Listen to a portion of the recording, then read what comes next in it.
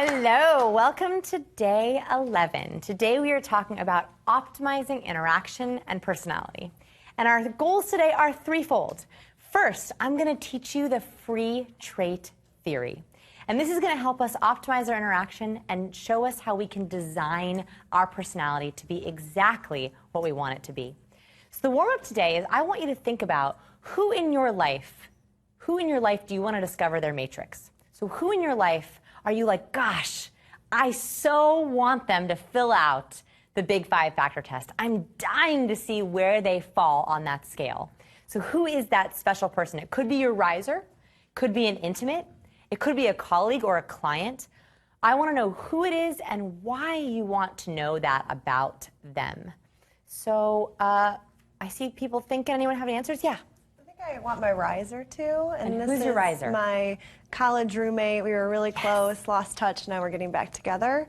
And in part it's because she is always very level.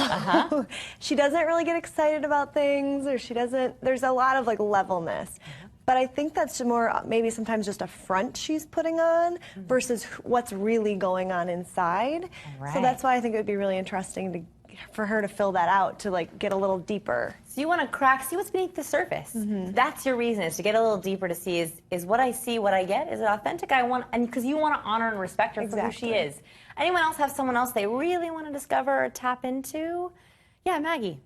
I've been realizing that I'm a lot more like my dad than I ever thought in the last couple of years, and I'm trying to like build a better relationship. I think it'd be nice to know like how similar we are in a lot of these personality traits. That would be awesome. Parents, it's a great one. I didn't even think about it. But yeah, what are our parents like, and are we similar to which one or more one than the other? So we are in the bonding section of the Path to Connection. We learned our first impression. We learned how to make emotional deposits when we're meeting someone. We learned how to crack a little deeper, fracking into their emotional needs. And now we're in bonding, which is the final and last step on the Path to Connection. Yesterday, I taught you how to read someone's matrix. And today we're going to talk about how to optimize it. First, I want to go over a couple of Big Five trends. Now that we've been exploring the Big Five, we know a little bit about our personality, I want to talk about some general trends that research has found fall with the different factors.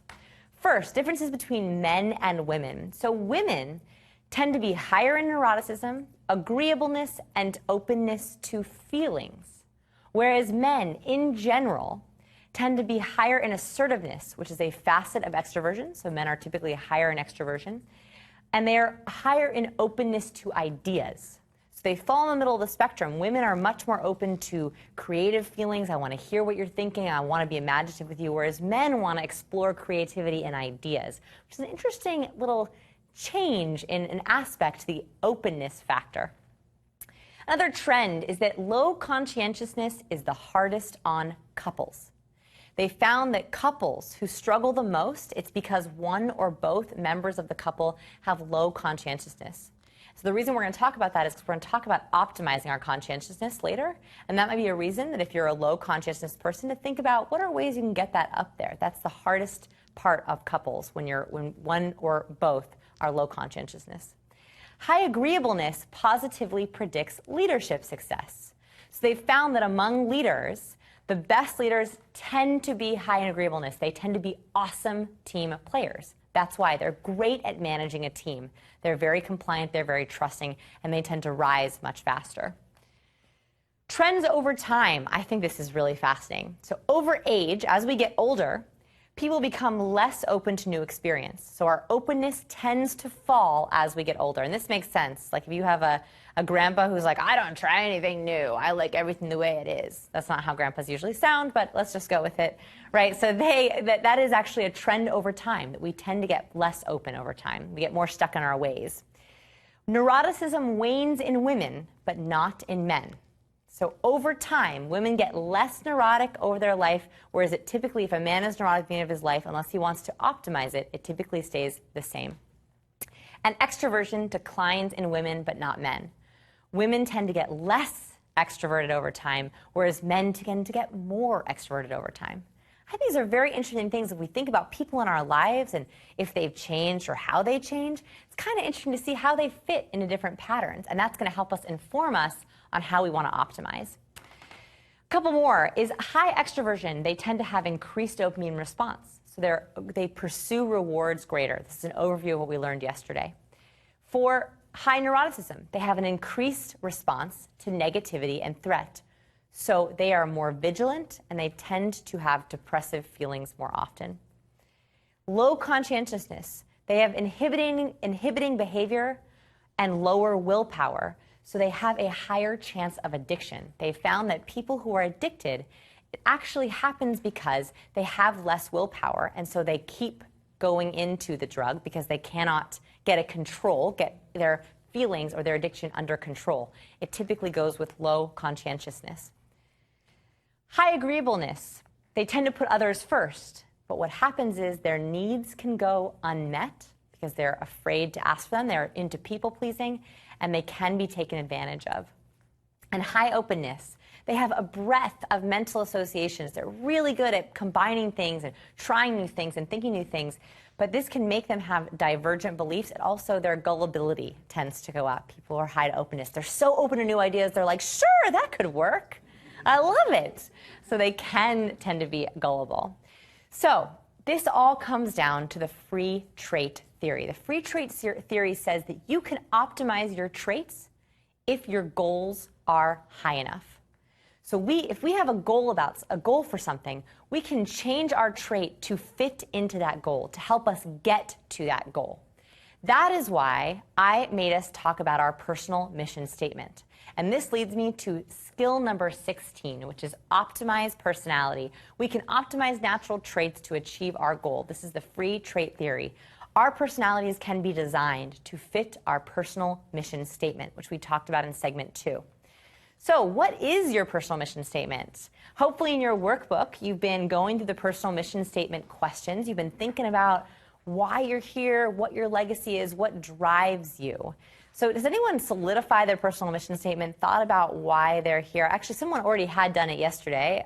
Joshua, you had said something about helping people overcome their vulnerabilities. Can you tell me a little bit about that? Yeah, so basically I've been living like that for so long, just always worried about insecurities and how I'm perceived. And I want to be able to help people that are in the same way, that don't know how to do it, how to break out of it.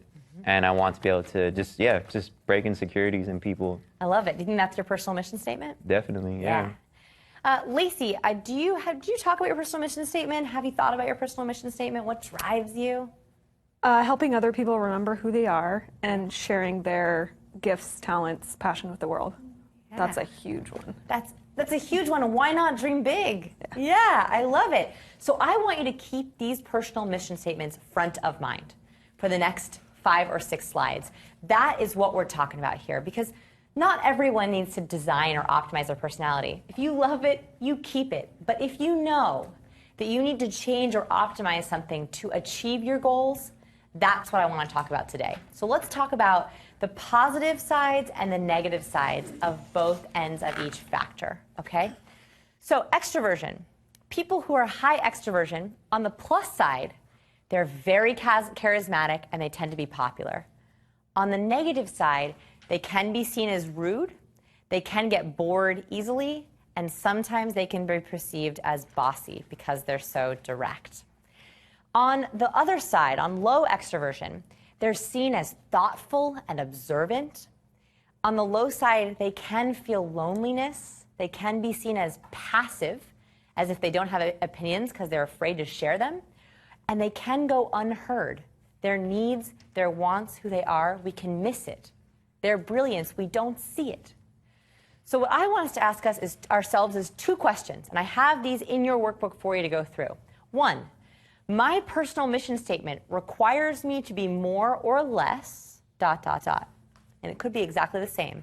And second, what's one action step I need for myself to get there? So what's one thing I can do to optimize it? And an inspiration I have here is Jackie Kennedy. So in Jackie Kennedy's biography, she was actually quite an introvert. She really, really was nervous about having lots of people around in big crowds.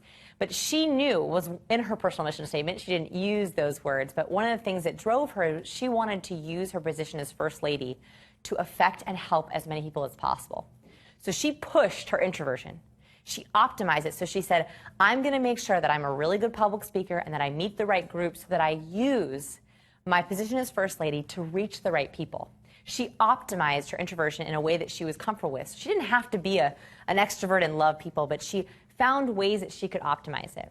So what are some ways, and I want you to turn to your partner, and you can say, you know what, I'm an extrovert, I own it, it helps with my business, fine. But is there something that you want to push that fits into your personal mission statement? And I'm going to pull two people up on stage to talk about it with me. At home, I want you to write out if it fits and what your action step could be. Who haven't I pulled up on stage? Bobber, who's your partner? Yeah, come on up, yeah. Yes, bring the mics. And turn to your partner and start talking. Is there an optimized trait here that you want to do? Come on up. Hello.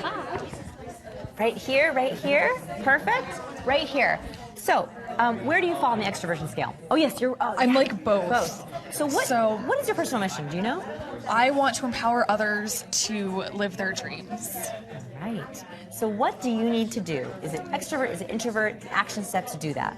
I think that I'd really love to be able to switch both like I do now, but I'd like to have control over when that switch happens. So what's the action step for that? I have an idea, but do you? No. Okay. I have no idea. Okay, I have an idea for you. So that first day we talked about thrive, survive, and neutral. Right. I want you to actually slightly change that. I want you to do extrovert, introvert, and neutral. Okay, so do it for all of the above. Yeah. Okay. Yeah, and Okay. see where are the areas that you want to use them. How do you want to break it up? Yeah. I love it, because then you can help people Okay. achieve their dreams, whatever situation that is for them. If it's Right. one-on-one or if it's speaking. Right. Yeah, I like Yeah. it. Barbara, tell me.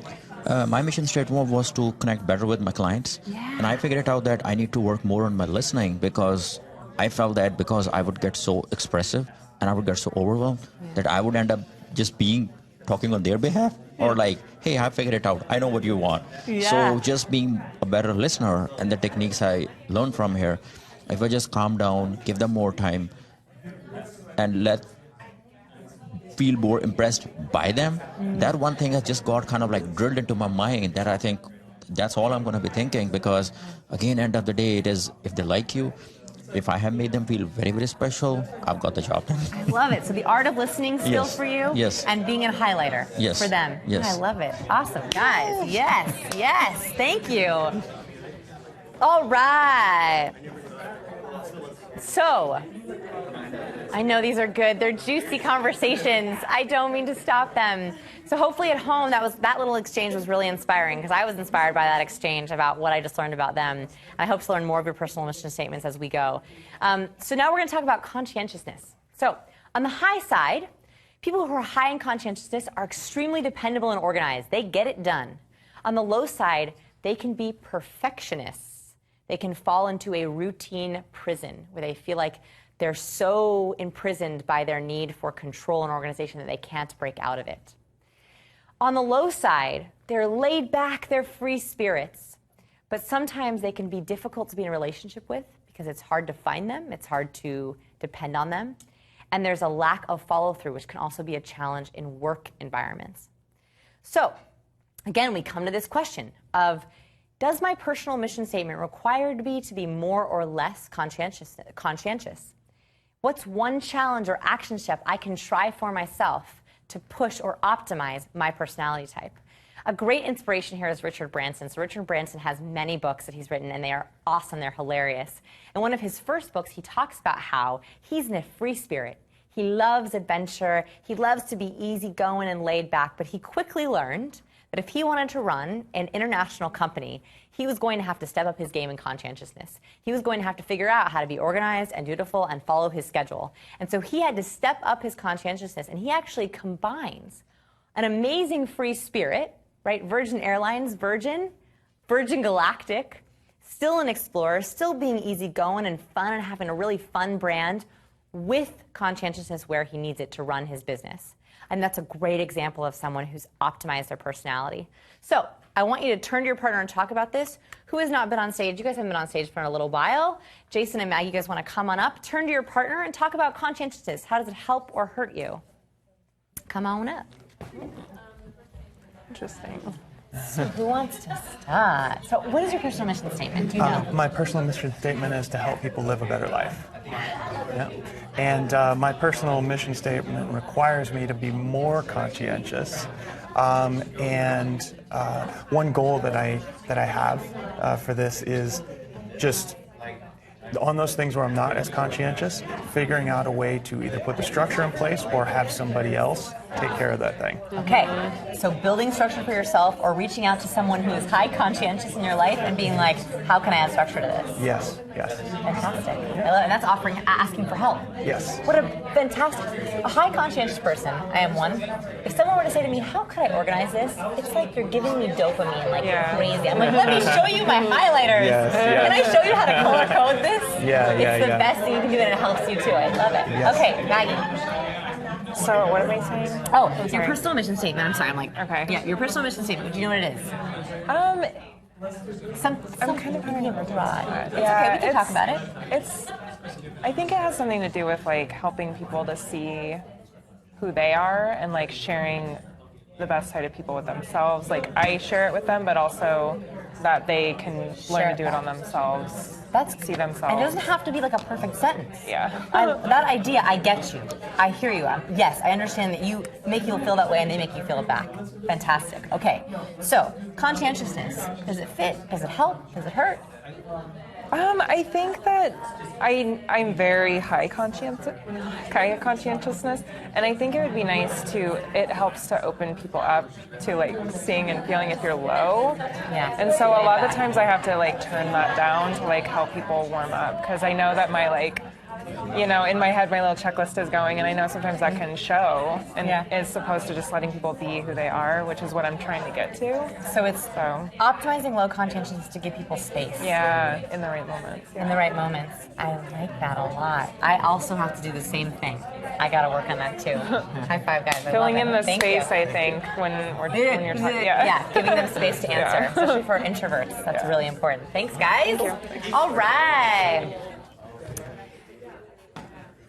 I love it because one by one, I'm learning your personal mission statements. And if you feel comfortable, I would love it if at home you would tweet me your personal mission statement so I can learn a little bit about you too. I'm at V Van Edwards because I think the more we say these out loud, the more we can give ourselves accountability and support. And people don't know why you're here, and they want to, right? If I just learned 2 new things about you guys that now that I know that, I want to send more people to you because you want to help people. You want people to feel themselves. You want to be able to show that you're yourself. I mean, that's one of the best ways to interact with people. So I want to know that more about you. It's very exciting hearing about each of you. Yeah. Yes. Yeah, I want to give a shout out to Ariana because one of my issues was this that I was very, very low with consciousness. Yeah. Like free spirit, not really caring. So we were just discussing and she mentioned about a plugin in WordPress that for my clients, if I get it implemented, it can show them progress or what stage their work is rather than they're calling me, texting me, emailing me. So they can just go in there and see what stage it is. So I'm going to take to her dinner for this. Thank you. Yes. Kiss for you. Thank you for that shout out. Anytime in this course you have a shout out, I want to hear it. I love it. I love that we're helping each other. You guys, like, we're going to be so close by the end. We're like, yeah, we're crying at the end. Okay. Try not to cry on the last day. So let's talk about agreeableness. So people who are high in agreeableness, they are great team players. As we talked about, they tend to be wonderful leaders. Leaders tend to score high in agreeableness. On the other end, they can be seen as gullible, as pushovers, and as naive because they're so agreeable. People who are low in agreeableness, they're seen as steadfast, direct, dependable. On the low end, they can be seen as difficult, a little rigid, or stubborn because they don't want to move in their ways. So I want you to think about, my personal mission requires me to be more or less agreeable. And what's one challenge or action step I can try for myself? And the inspiration here is Steve Jobs. So if you've read his biography or watched the movie about Steve Jobs, you will see that Steve Jobs was most likely a little bit low in agreeableness. Okay, he was brilliant, but team player, not so much. He was not very trusting. He was very suspicious. He liked to work on his own. So what he had to do, the only way he could build Apple, the only way he could change the world with his ideas, is he had to use a team. He had to find a way to work with people. Now, people who worked with him might say that he didn't do that very well, but he did have to try. He did have to not be a hermit. put on clothes, put on deodorant. He hated wearing deodorant. He had to wear shoes occasionally when he wanted to. So he had to learn how to work well in a team environment because he wanted to meet his mission to change the world with his ideas and his brilliance. So I want you to think about what are some ways for your personal mission statement that you might need to be more or less agreeable, or are you exactly the way you are, you're exactly what you need, and what's one challenge or action step you need to try it. Michael and Kim, I haven't had you guys up on stage. Or no, who's your partner? Oh, all three of you. Come on up. And you guys turn to your partner and let's talk about this one. So we're going to come kind of back. We're not going to be able to front this time. We're going to have to peace out. So does anyone feel like they have to optimize their agreeableness for their personal mission I statement? do. Yeah. I am very agreeable, and one of the ways that's been getting in the way is I don't allow myself to have needs because I'm agreeing and taking care of everybody else's things. And so acknowledging that I do have needs and asking for help and allowing the team thing, I think will be huge for me. Yeah, you do have needs, and it's okay to ask for them. Thank you. Yeah. I do. I want to own more of the. I'm a team player, but I want to own more of the leader, like solid in what I know, what I'm doing. That's Yeah, that's perfect. That's it. Michael. My neuroticism is a little bit in the way because I don't know where I'm going yet. Okay. Hold that thought. I'm going to bring you back up on stage for neuroticism because that ties in, and that's absolutely normal that a trait, agreeableness and neuroticism are so closely tied that you can't quite get in the way of what needs to happen next. Right. Awesome. High five. Hold that thought, Michael. You're coming back up on stage. Yes, love it. You guys can take a seat. Okay, we're going to talk next about neuroticism. Neuroticism. What? You're busy chatting, I know. And the thing is these answers, you can talk about one of these answers for hours, right? I mean, you're talking about fitting who you are into your dreams. And I'm having you do it in a minute, which is a little bit short. So at home, you have the luxury to sort of self-explore and go through these, because this is, I think, the most important thing we can do for ourselves, right? We're investing in who we are and how we want to get there. So, neuroticism. People who are high in neuroticism, they are typically high achievers and they are meticulous. They look at every single detail. On the low end, they tend to have high anxiety, high depression, and they are seen as hypersensitive, or they can be high reactive. On the low end, so people who are low neurotic are easygoing and carefree. They're very stable. But the problem is sometimes they can be seen as careless. Carefree turns into careless. They're so detached. They can be seen as absent-minded or unemotional because they don't necessarily need to have an emotional reaction to everything. Sometimes people can see them as detached or unemotional, absent-minded. So I want us to think about, my personal mission requires me to be more or less neurotic in what way? And one challenge to try for myself could be, I want to explain, I'm actually going to give an example after this one about who I think is a good inspiration for this. They tie into two things. But right now I want to take it from you guys. And Michael, you talked a little about neuroticism earlier, and you said it was getting in the way. Tell me about that. I like to hop from project to project, and that makes me have no focus, so I'm going nowhere fast.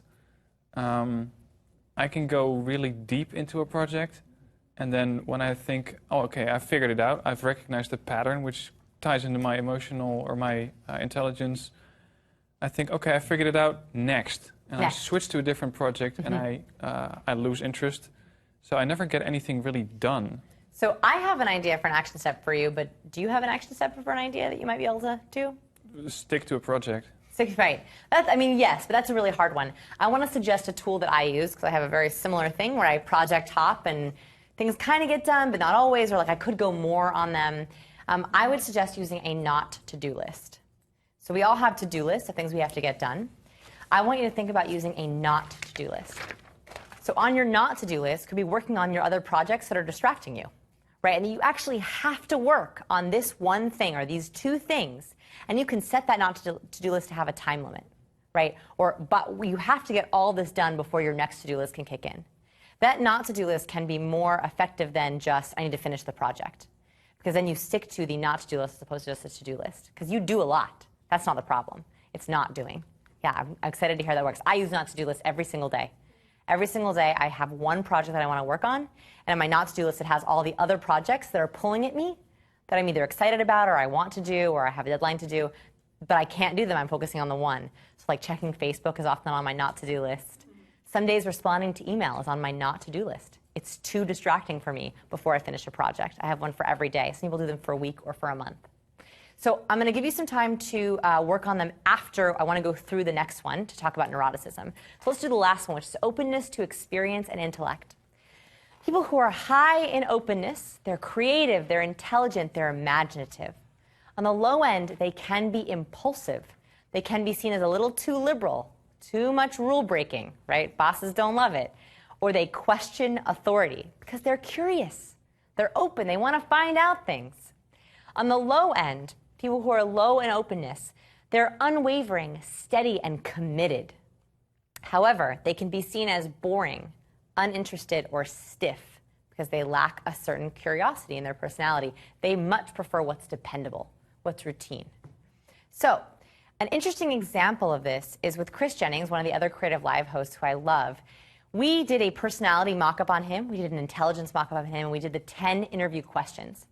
And we asked him, what is your personal mission statement? What gets you up in the morning? And here's what he said. He said, I get up in the morning because there are so many possibilities. Lots of opportunities to learn new things and have new experiences each day. So where do you think he falls in openness? Low, high? High, absolutely. But what was interesting was, when he did his personality test, there was something different. In his personality test, he actually scored equal in openness, very neutral, and he scored low in extroversion. This is a Creative Live host. This is someone who is on camera all the time, who's talking to people, who's interviewing audience members.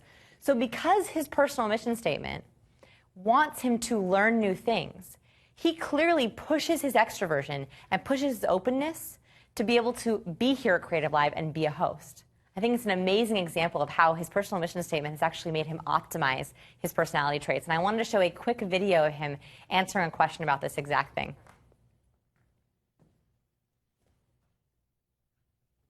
I'm one of the hosts here at Creative Live. My biggest fear. My biggest fear, I think, is not fulfilling potential. You know, not taking the skills that I have and utilizing them in a way that is going to benefit me the most, and just, I guess, being idle and lazy and not using my skills to the best of their ability. I'm actually wrapping up work on a master's program, and right now, one of the things that we have to do in the thesis is working on an integrated marketing campaign. So marketing is one of my passions, and kind of working on something from start to finish and building out a plan for a brand. I'm very calm, I'm very insightful, and I'm very relaxed. So let's do his matrix together from that really quick video, okay? So we already said he's equal openness and low in extroversion, which I wouldn't have necessarily guessed, but his desire to learn, his desire to fill his potential. He said his greatest fear is not filling potential, pushes him out of that. So a couple clues. We heard host, we heard a detailed marketing plan, we heard learning something new, and that two of his words were relaxed and calm. So neuroticism, what about that makes us see that he is low in neuroticism? What about his words that he chose makes the opposite of high neuroticism? Yeah. Relaxed and calm. Relaxed and calm, like it's an easy one. What else could we guess on agreeableness or conscientiousness? What do we think? High. Yeah, what do you think? High. High.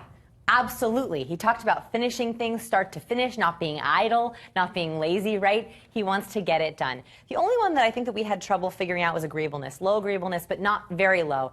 I put it in red because I don't think we could accurately guess yet from just those answers. So now I go back to that question. Is my personal mission requires me to be more or less? And we can talk about openness or neuroticism.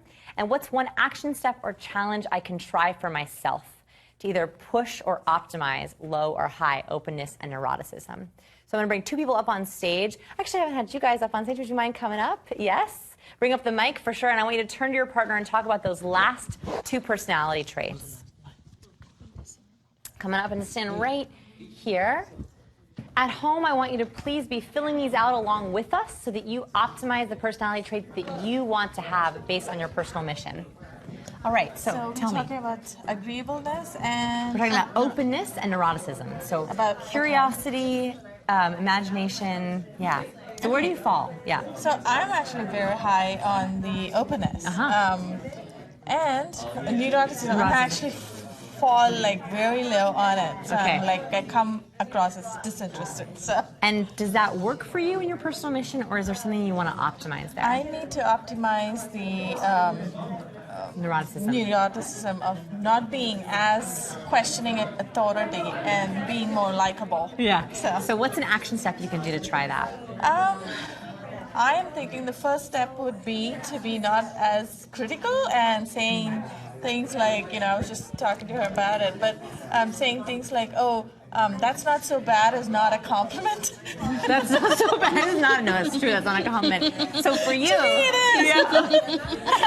It's absolutely crazy. So be a highlighter. That lesson we talked about avoiding spontaneous trait transference, harnessing that positivity. I want you to really focus on that lesson. The skills from that lesson will help you combat that. That will help you optimize your neuroticism. Yeah, I gotta practice that on a daily basis. A daily basis. Every time we do it. I love that you guys are helping each other on it. All right, I'm Lee. going to try that for 30 days and let's see what happens. And then tell me. I love it. Yes. All right, Lee. So I ranked very high on neuroticism and kind of medium in openness. Yeah. So I think, my personal mission in general is to bring happiness in the world. And I But think you do with Tiny Toast. I hope so. Yeah, you do. So I think in order for me to do that, I have to be a little less neurotic and just learn to kind of sometimes let things go, not take everything very personal. Yeah. So I think that's... So what's one action step for you to do that? Because I think that's it's a big one. It's a big one. It's hard. I guess focus on things that I always think about, since I'm very high on conscientiousness. Maybe I think about picking things that I'm allowed to be neurotic about and then letting the other things go. I love it. So I want you on this, in your workbook, I want you to make a list of the things that it's okay. Own your neuroticism. Yes. And things where you're like, okay, I need to work on these specific things. I love that. List. Let's target it down. Cool, guys. I love it. Thank you. Yes, thank you. Okay. So, I love learning all your personal mission statements. It's like, that's one of my big things, is like learning why people are here and trying to help them do it. So I'm like very jazzed. So the reason why we do this lesson is for 3 reasons. I want to show you how to act on your strengths. So the parts of personality that are working for you, I want you to use them even more, leverage them to their upteenth ability. I also want you to optimize your limits, right? A limit, a weakness is not a limit or a weakness if you optimize it, right? Thinking about, okay, this is a part of my personality and here's how I want to make it work for me. And here's how I want to fit it into my goals. And also showcasing your strengths. So showing, if you're in an interview or you're with a client, you can highlight aspects of your personality that will work for what you're trying out for, right? So if I'm working with someone and they tell me, I'm really high conscientious, I get it done, I'm very organized, I'm very dependable, I'm like, awesome. I'm so glad to know that about you. So also showcasing parts of our personality for clients. If you're high agreeable, saying to someone, I'm a team player, I just want to figure out what works for you. I want you to tell me how you feel. I embrace those emotions. You leverage, you showcase your agreeableness to work with them and for them. We don't often think about talking about our personality that way. I love this quote. In the best relationships, you help each other be the best version of yourselves. And this is from my dad. So my dad always said this to us. He said, in relationships, you have to help the other person be their best self. And doing this, I want you to translate it to the people who matter most in your life. Today, we've been talking about our own personalities. I want you to go to your partner, your clients, and your friends and figure out how can you help them optimize their personality to meet their personal mission statement. So take it beyond you. If that means teaching this lesson to someone else, if that means just talking about what their personality is like, taking a test with them, I want you to figure out how you can help them optimize. So I want you to think about ways you can help your risers be the best version of themselves. So one way that we can really tap into people, we can level up with our riser. Our risers are the people that we want to connect with, is you can help them achieve their personal mission statement. So I want you to take some time in your workbook, and I want you to fill out their matrix. What's their intelligence? What are their 5 personality types? What do you think their personal mission is? What can you talk to them about? What can you ask them? How can you be a master questioner to figure out what is their personal mission statement, why are they here, and how can you help them? Tomorrow, we are going into speed reading people, which is using all of the skills we have learned so far. We're going to be putting in one lesson tomorrow, putting it all together. That is trusting your first impression, bonding quickly in the art and science of speed reading. 13 is a big one. It's the last step before we go to the connect phase. That's the only way that we can get there, is to go through conquering our fears. I'm going to teach you how to be socially fearless. I also want to show you how to stop feeling like a fraud. We're going to talk about the imposter syndrome and how sometimes our own vulnerabilities and inner worth gets in our way. And we're going to talk about how you can make love to your fear. Yeah, we're going to make love to our fears. Our challenge today is, what areas of your personality do you want to optimize? I want you to go through the workbook, use the prompts that I have, and think about, what is my personal mission statement and how should I optimize? And I want you to think about action steps. It's one thing to say you want to do it. I want you to think of one skill that we've learned in this course that will help you get there. When people kept coming up on stage, we would talk about neuroticism or agreeableness, and the Ruck technique came up, and listening came up, and the art of silence came up. I want you to look at the skills that we've learned and see how they can help you in those action steps. And lastly, I want you to think of at least 3 ways you can help your riser be their best self. And that might just be being supportive to them with the offer mentality. That might be going into Master Questioner and figuring out how can you ask them the right questions to tap into their own needs. It might be going through the personality matrix with them. So we are here. What is the most important thing you learned today? What was your aha moment? JKO, would you join me? I didn't have an aha moment. You didn't have an aha moment? Because, oh. And I don't think you know Chris very well, do you? Because I don't think you worked with him last time, but you nailed him. Yeah. So I thought that was fascinating. Yeah, I've never met him. I actually met him once, like really briefly. Exactly, yeah. but you had exactly, and just going by that interview, you really got his personality down. So this proves this works. Yeah. Absolutely. It's amazing. This, I think, is the key to unlocking people. When you can tap into what people need, it's amazingly empowering, and you treat people the way they want to be treated. Absolutely. Really Well, Chris cool. is a wonderful person. He's a wonderful host. He's a I know. great I hope part I get of to our meet team. him at some point. He'll be here. He'll be here. All right. So, aha moments. Most important thing you learned. What was it about today for you? Allie, can I check in with you and see how it's going? The most important thing I learned today, I have a little bit of compassion for myself because I'm high neuroticism, but also high openness. Yeah. Which means that a personality that's anxious in new situations also absolutely always wants to be in a new situation. Wow.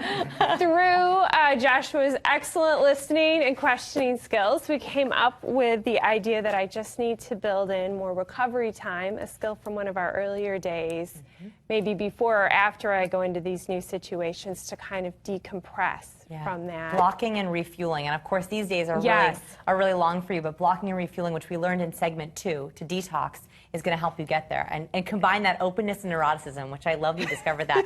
Joshua, also kudos to you both for having those awesome questioning and listening skills.